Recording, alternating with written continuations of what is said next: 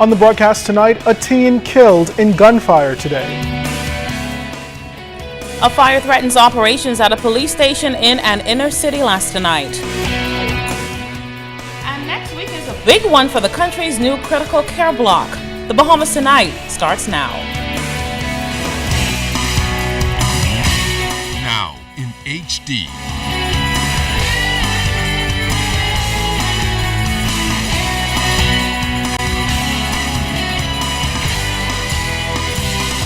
ZNS Network presents The Bahamas Tonight. This portion of the news brought to you by BTC Every Day.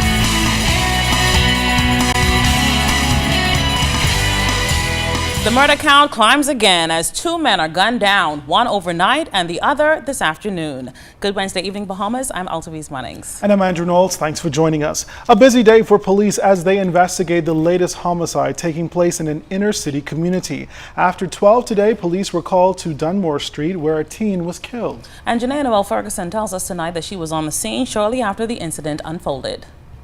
The life of an 18-year-old male ended Wednesday afternoon after he was shot and killed through Dunmore Street, just moments after police conducted a walkabout through the area and hours after another young man was killed in the Pinewood constituency. Grieving relatives who were at the scene identified the man as 18-year-old Chino Cox. Officer in charge of the Central Detective Unit, Superintendent Paul Roll, confirmed to reporters the victim was shot multiple times about the body. Preliminary investigation suggests that this male was standing along with a couple of other young men when they were accosted by a lone male who produced a handgun and discharged several shots in his direction, fatally wounding him. The victim's body lay in front of a residence as police combed the surrounding vicinity for clues. Police appealed to anyone with information on this latest matter to contact police. This Dunmore Street resident explained his version of what he believes happened on Wednesday afternoon. It's a drug deal. They take the nigga drugs, kill the nigga, take the nigga drugs. That's like guys don't know who kill the nigga, they just jealous of people. That's how it is. They jealousy. All on up, jealousy. The unidentified resident lamented that he's fed up with the crime situation. The police ain't doing nothing, you know. All the police doing is standing around, waiting until you bleed to death. They ain't doing nothing. Tell the commissioner to do his job. Meanwhile, officer in charge of the Southern Police Station, Assistant Superintendent Philip Henze, has seen an increase in crime in the Bain and Grantstown community. Intelligence suggests that the area, if you rate it from 1 to 10, reach a scale about 8 in terms of drugs and firearm-related matters. Places you can find officers in and out to streets, on foot, on mobile patrols. As a matter of fact, just prior to this incident today, the officers had just made a passway through here. He maintains that police constantly patrol the area and is calling on community residents to partner with the police to help fight crime. Janae Noel Ferguson, ZNS Network News. Now, as authorities investigate that crime, they are making progress in their investigation into another murder that took place last night in Pinewood Gardens. 4 men are being questioned in connection with that crime. 29-year-old Tyrone Benaby was outside his home on Jacaranda Street after 11 last night when the driver of a Nissan Altima pulled up and an occupant inside opened fire on him. He was shot to the chest and back. He was taken to hospital where he later died. Investigations continue. From the courts, the man accused of killing his ex-girlfriend could learn his fate tomorrow. Douglas Pratt is accused of killing the mother of two of his children, Shandy Cartwright, in 2010. Her body was found with multiple stab wounds on a beach in Adelaide. She was stabbed 17 times in what prosecutors called a crime of passion. In her closing arguments, Sandra D. Gardner said that it is the prosecution's belief that Pratt killed Cartwright because she didn't want him anymore.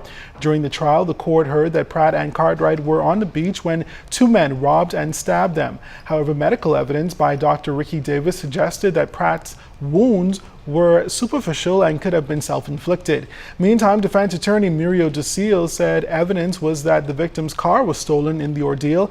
However, he told jurors that the police knew where the car was and didn't have to be led to it by Pratt.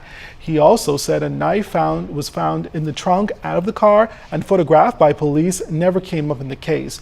Ducille then told jurors that the case was contrived. He said Pratt is an innocent man and should be found not guilty. From Exuma tonight, 2 Bahamian men are in police custody after being apprehended by Exuma police for allegedly possessing 36 bales of marijuana. According to officer in charge of the Exuma police station, Superintendent Daniels, police acted on intelligence over the last few days and followed information from Long Island.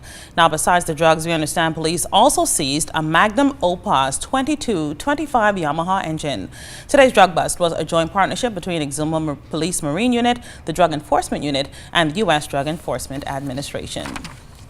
Well, a fire at the Southern Police Station forced the evacuation of that building last evening and interrupted services there. The fire department was alerted shortly before 9 o'clock. Director of the Police Fire Services, Superintendent Walter Evans, told us the blaze was contained to a transformer on the western side of the police station and there was no damage to the building. We want to reassure the public that the service that Royal Bahamas Police Force offers continues to be offered here at the Southern Police Station. There's no disruption in service that we offer, and we want to reassure the public of that if there are any incidents, they can feel free to contact the police, and we'll be more than happy to render assistance wherever necessary. It's an underground industry that may have found its way to our shores. In the ZNS Network News exclusive investigation, we pull the covers off of what may be emerging as a new and controversial industry in the Bahamas, pornography. Arjun Noel Ferguson takes a closer look into the hush-hush world of skin flicks in the Bahamas. Coming this Monday, April 28th, only on The Bahamas Tonight. This segment of the news is brought to you by Shell Quality Fuels.